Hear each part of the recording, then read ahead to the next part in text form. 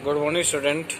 हमने चैप्टर पढ़ा, उसके प्रश्न उत्तर कुछ रह गए थे तो वो थोड़ा ध्यान से सुन लो और उनको नोटबुक में करना आपको।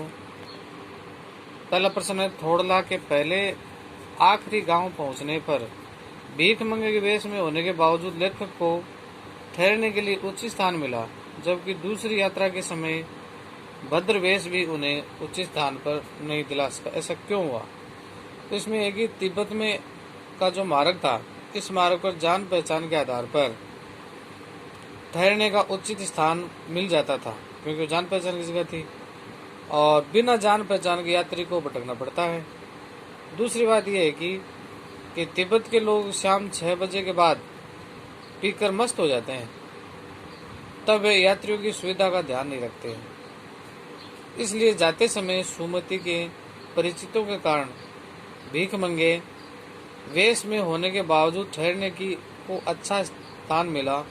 लौटते समय भद्र वेश में होने पर भी ठहरने को उचित स्थान नहीं मिल सका।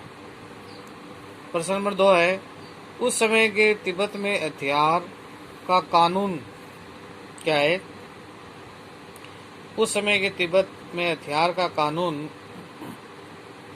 न रहने के कारण यात्रियों को किस प्रकार का भय बना रहता था?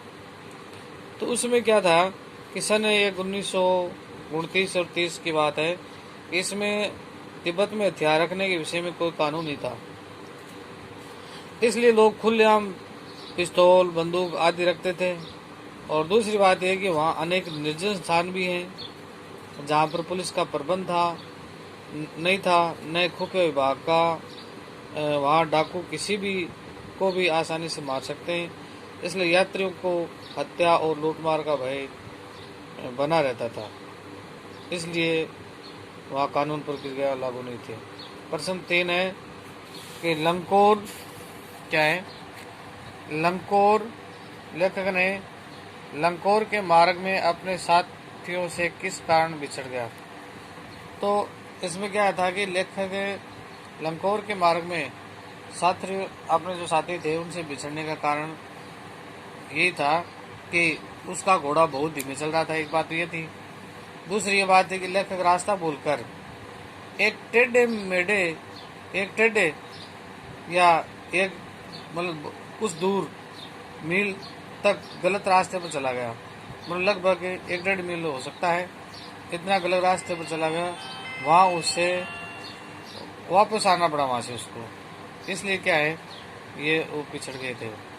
चौथा प्रश्न है, लेखक ने शेखर विहार में सुमति को उनके यजमानों के पास जाने से रोका, परंतु दूसरी बात रोकने का प्रयास ही नहीं किया। ऐसा क्यों हुआ? इसमें यह था कि लेखक ने सुमति को पहली बार उनके यजमानों के पास जाने के लिए इसलिए रोका कि वहां जाकर ज़्यादा समय न लगाएं। मतलब क्या था कि ज़्यादा समय न लगाएं। इससे लेखक को 1 सप्ताह तक ठहर कर इंतजार करना पड़ता। दूसरी बात यह है कि लेखक को वहाँ के मंदिरों में रखी अनेक मूल्यवान हस्तलिखित पुस्तकें मिल गई थी। वह अकेले में उनको पढ़ना चाहता था, इसलिए उसने सुमति को यजमानों के पास जाने की अनुमति दे दी। प्रश्न नंबर 5 है, अपनी यात्रा के दौरान लेखक को किन कठिनाइयों का सामना करना पड़ा?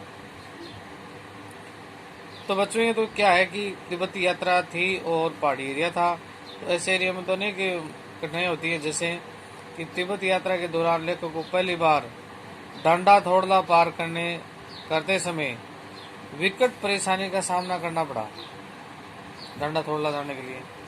और इस मार्ग पर डकैतों के भय से भीख मंगे का वेश धारण करना पड़ा, कि भीख मंगे वेश धारण नहीं करेंगे डकैत लूट लेंगे। यहाँ से लंकोर जाने वाले मार्ग पर वह गलती से भटक गया था, रास्ता छूट गया। दूसरी बात, तिंगरी के विशाल मैदान में उसे बहुत तेज धूप के कारण परेशानी उठानी पड़ी। तो इस प्रकार है अपनी यात्रा में लेखक को अनेक कठिनाइयों का सामना करना पड़ा। प्रस्तुत यात्रा वृत्तांत के आधार पर बताइए कि उस समय का तिब्बती समाज कैसा था?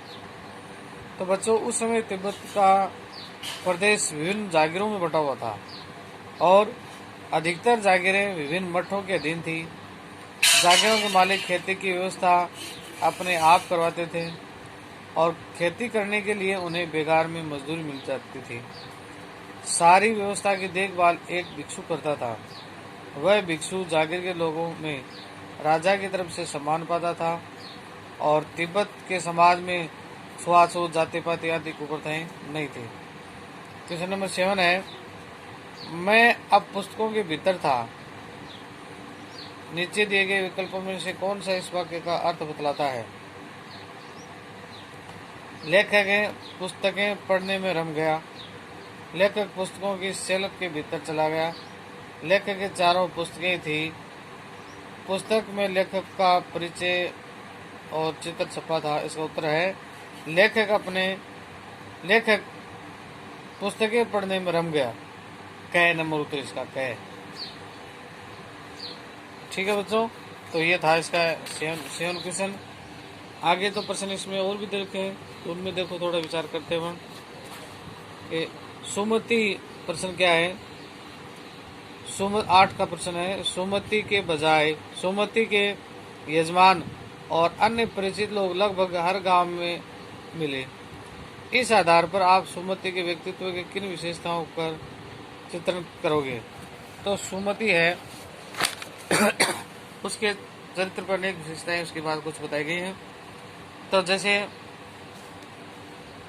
सुमति के परिचय और सम्मान का दायरा बहुत ही बड़ा है। वैसे तिब्बती के तिंगरी प्रदेश में अधिकतर लोग गाँव में उन्हें जान पहचान वाले थे।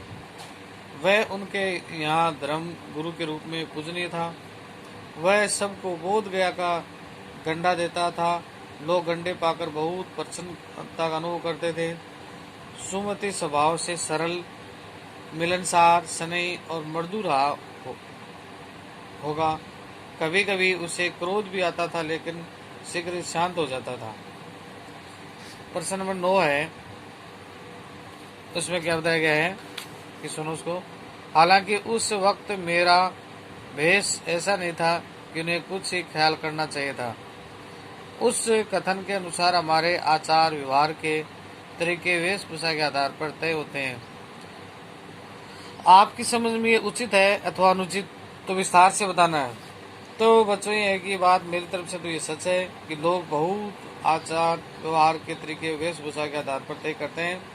हम अच्छी वेशभूषा देकर किसी को अपनाते हैं तो गंदे कपड़े देकर उससे दूर भागते हैं। हमारे विचार से पहनावा देखकर व्यवहार करना पूरी तरह ठीक नहीं है। अनेक संत महात्मा और भिक्षु साधारण वस्त्र पहनते हैं, किंतु वे उच्च चरित्र के होते हैं और सम्माननीय होते हैं। तो इस प्रकार बच्चों इस पाठ के प्रश्न आपको नहीं करने हैं और अगले पाठ के साथ हम फिर मिलेंगे। तब तक के लिए इंतजार कीजिए। थैंक यू, धन्यवाद।